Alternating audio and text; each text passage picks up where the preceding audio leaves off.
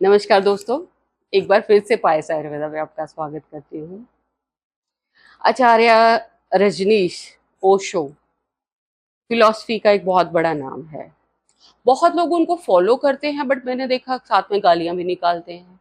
अभी कल परसों में किसी की एक रील देख रही थी, उसने इतनी अ, अभद्र भाषा में बोलूंगी, मतलब जो इंसान इतने उस पर चला गया, इतनी ऊंचाई पे उसको दुनिया फॉलो करती है, आप थोड़ी सी पॉपुलैरिटी के लिए उसके लिए कैसी लैंग्वेज यूज कर रहे हो, ये शोभा नहीं देती आपको। आपको हाई लेवल पे जाना है, आप अपने दम पे जाइए, आप किसी की बुराई करके नहीं जा सकते। ठीक है, वो लर्नड थे और उनकी जितनी जो मैं बोलूंगी जितनी उनको समझ थी, नॉलेज थी, उतनी मैंने आज तक किसी को नहीं सुना होगी। हाँ, हो सकता है उनमें कुछ मतलब उनमें बोलने की कला, बाकी और लोग भी बहुत लर्नेड होंगे, ऐसा नहीं है कि वो अकेले ही थे, बट बोलने की कला जो उनमें, समझाने की जो कला थी वो बहुत अच्छी थी। बहुत बार लोग ये देखते हैं कि आचार्य ओशो, उन्होंने खुद को भगवान कहलाया। मैं यहाँ पे बोलती हूँ कि उन्होंने खुद को ही भगवान नहीं कहलाया, उन्होंने ये भी बोला कि आप में अंदर भी परमात्मा रहता है। तो यहाँ पे डिबेट का विषय ही नहीं रहता है कि क्योंकि भगवान एक कॉम्बिनेशन, उसके बाद इतने लोग हैं जिन्होंने भगवान का आपका एक उसको संधि विच्छेद किया।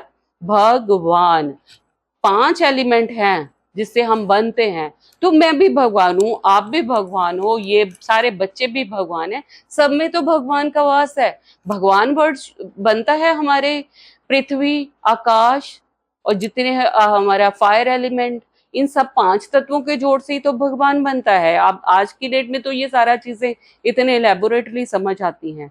तो आप भी भगवान हो, ऐसा नहीं है। लोग कहते हैं कि उन्होंने खुद को भगवान समझना शुरू कर दिया, समझना नहीं शुरू कर दिया, वो भगवान है और आप भी भगवान हो। उन्होंने आपको भी कभी नहीं कहा कि आप भगवान नहीं हो।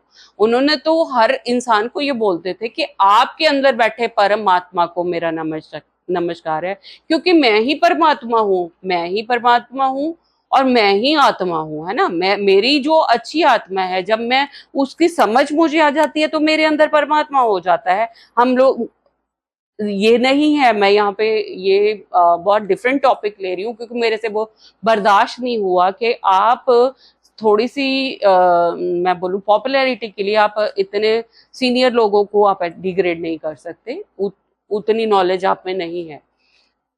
तो भगवान का और परमात्मा, परमात्मा है अहम ब्रह्मास्मि। ऐसा नहीं है कि सिर्फ उनको ही नॉलेज हुई थी, नॉलेज बहुत लोगों को हुई है। जैसे मैं बचपन से एक वो सुनती रहती थी हमेशा, मोको कहाँ ढूंढे रे बंदे, मैं तो तेरे पास में, है ना।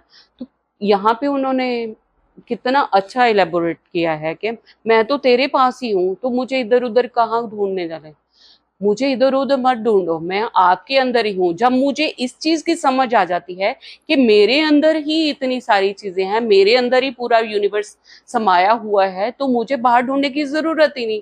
तो मुझे जब इस चीज की समझ आ जाती है कि मेरे अंदर जो आत्मा है वही परमात्मा है, उसी को हमें ढूंढना है, उसी को सबने ढूंढना है। उन्होंने सरल शब्दों में आपको समझाने की कोशिश करी तो वो ये बोलते थे कि आपके अंदर बैठे परमात्मा को मेरा नमस्कार है। तो कहाँ गलत करे, बट लोगों को उन चीजों की, मैं बोलूंगी, नॉलेज बहुत देर से हुई। यहाँ पे इस चीज को, अब यहाँ पे हम लोग यही बोलते हैं कि जब मुझे समझ आती है कि मेरे अंदर ये परमात्मा है, तो वो सारी चीजें मुझे बाहर, मेरा अंदर भर गया, मेरा अंदर भर गया, मेरा अंदर समझ आ गई, तो वो सारी चीजें फिर मेरे अंदर से बाहर निकलनी शुरू हो जाती हैं, वो यूनिवर्स में फैलनी शुरू हो जाती है, मुझे हर चीज में परमात्मा नजर आने शुरू हो जाते हैं फिर। तो वो फिर हम बोलते हैं कि अहम ब्रह्मास्मि, मैं ही परमात्मा हूँ, मेरे अंदर ही परमात्मा है, मैं परमात्मा जैसा हूँ, मैं उसी का।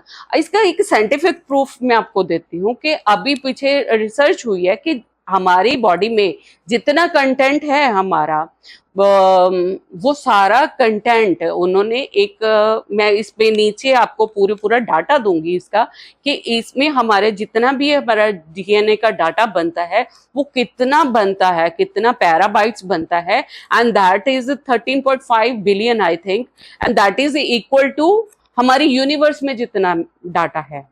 तो मेरे मतलब ये एक साइंटिफिक प्रूफ है ये समझाने के लिए कि अहम ब्रह्मस्मि, मेरे अंदर वो सारी इंफॉर्मेशन है जो बाहर यूनिवर्स में है।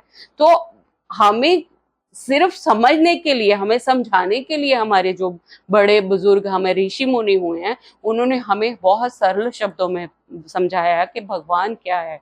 एक और बहुत एक बड़ा सुंदर सा गाना है जो मुझे बहुत पसंद आता है, मैं कि तेरे नैना तलाश करें जिससे वो है तुझी में कहीं दीवाने।